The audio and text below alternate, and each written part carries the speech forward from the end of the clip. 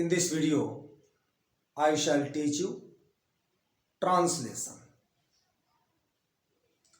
प्रिय विद्यार्थियों, ट्रांसलेशन के अंतर्गत अब तक मैंने आपको simple present, present indefinite, present continuous, present perfect और present perfect continuous, simple past, past indefinite, past continuous, past perfect और पास्ट परफेक्ट कॉन्टिन्यूअस पढ़ा दिए हैं। आज हम आपको फ्यूचर इंडेफिनिट पढ़ाएंगे। फ्यूचर इंडेफिनिट की पहचान है बच्चों, इसके वाक्य के अंत में ता होगा, ती होगी, ते होंगे आदि प्रकार के शब्द आते हैं अथवा गा गी गे आता है। लिखा हुआ है फ्यूचर इंडेफिनिट टेंस, वाक्य के अंत में ता होगा, ती होगी, ते होंगे अथवा गा गी गे शब्द आते हैं। इसका रूल है सब्जेक्ट प्लस विल या shall plus V power one, मतलब वर्ब की first form plus object. Example, मैं कल स्कूल जाऊंगा, I shall go to school tomorrow. मछलियां नदी में तैरती होंगी, the fish will swim in the river.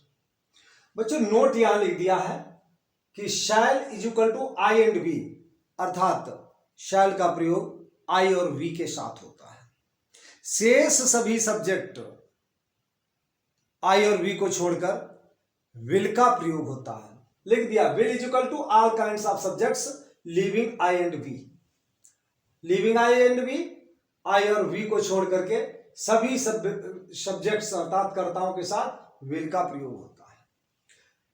Now negative sentence rule है सब्जेक्ट प्लस विल या shall plus not plus V power one plus object. Mohan पुस्तकें नहीं खरीदेगा, Mohan will not by the books. लड़के फुटबॉल नहीं खेलेंगे, the boys will not play the football. Now interrogative sentence rule है will या shall plus subject plus V power one plus V power one plus object. Rule example है, क्या मैं football खेलूंगा, शैल I play the football. वह शोर क्यों मचाएगा, वह शोर क्यों मचाएगी, why will she make a noise. हम कब पढ़ेंगे, व्हेन शैल वी रीड। इस प्रकार से बच्चों यह फ्यूचर इंडेफिनिट है जिसको आपने समझ लिया होगा। सिर्फ पहचान को याद रखिए, अफर्मेटिव, निगेटिव और इंट्रोगेटिव के रूल को याद रखिएगा और रूल को अप्लाई करिएगा। सेंटेंस कभी गलत नहीं होगा। अध्ययन करना आपका काम है, समझाना मेरा काम है। नाउ फ्यूचर कॉन्टिन्यूअस टेंस पहचान, वाक्य के अंत में रहा होगा, रही होगी, रहे होंगे आदि प्रकार के शब्द आते हैं। Rule subject plus will be या shall be plus V power ING अर्थात वर्ब की ING form plus object. Example, Shyam बाजार जा रहा होगा, Shyam will be going to market. हम निबंध लिख रहे होंगे, we shall be writing an essay. इस प्रकार से बच्चों तुमने देखा कि कॉन्टिन्यूअस टेंस में, फ्यूचर कॉन्टिन्यूअस टेंस में वाक्य के अंत में रहा होगा, रही होगी, रहे होंगे आता है। तो यहाँ हिंदी के एग्जाम्पल में भी श्याम बाजार जा रहा होगा। रूल लगा दिया सब्जेक्ट श्याम, श्याम के साथ विल बी और वर्ब की ING form going to market. उसके बाद निगेटिव आता है subject plus will not be या शैल नॉट बी। देखिए विल और बी के बीच में नॉट आएगा, ध्यान रखना है। शैल और बी के बीच में नॉट आना है। तो subject plus will not be या shall not be plus V power ING plus object.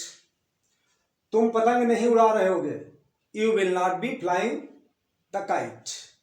लड़के शोर नहीं मचा रहे होंगे, the boys will not be making a noise. Now interrogative sentence, और इंट्रोगेटिव सेंटेंस का रूल है विल या shall plus subject plus be plus V power ING plus object. Example, क्या मां खाना पका रही होगी, तो क्या मां खाना पका रही होगी तो will the mother be cooking the food. Compare करें रूल से।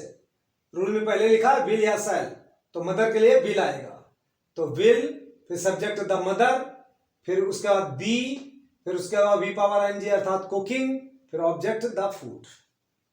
तो will the mother be cooking the food. इसी प्रकार बच्चा क्यों रो रहा होगा, यह डबल इंट्रोगेटिव है, क्योंकि अंग्रेजी लगानी पड़ेगी और रूल वही रहेगा। तो व्हाई द चाइल्ड के साथ विल आएगा, why will the child B weeping. हम खाना कहाँ खा रहे होंगे, कहाँ की अंग्रेजी लगानी पड़ेगी वेयर, और हम के साथ शैल आता है, where shall we be eating the food. बच्चों आशा करता हूं कि आज की वीडियो में जो मैंने आपको फ्यूचर एंड डेफिनिट और फ्यूचर कंटिन्यूअस टेंस को पढ़ाया है समझ में आ गया होगा। मेरी सलाह माने आप पहचान और रूल्स विद एग्जाम्पल लर्न करते चलें।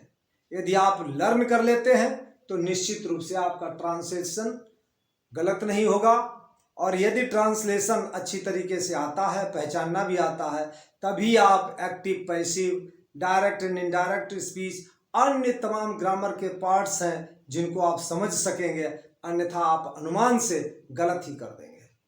तो इस प्रकार से आप इनको याद करते चलें, और मैं अगले वीडियो में ये ट्रांसलेशन का पार्ट जो है समाप्त कर दूंगा। केवल आपके फ्यूचर परफेक्ट और फ्यूचर कंटिन्यूअस टेंस रह गया है, जिसको अगले वीडियो में पढ़ा दूंगा। Thank you.